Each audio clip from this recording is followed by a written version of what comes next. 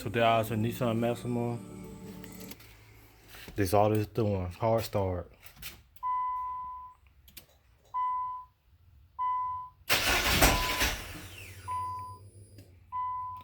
Yeah, crank, crank, crank. Then when it want to, you'll start up. Check the module. And have 0 codes stored. If anybody knows what's going on with it, please be kind. Let me know. And once again, I tried again to hear it. And it's getting gas because I hear the fuel pump kicking on.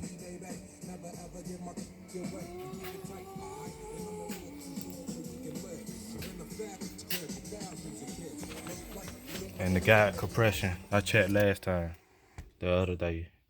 And do it again, let you hear it again.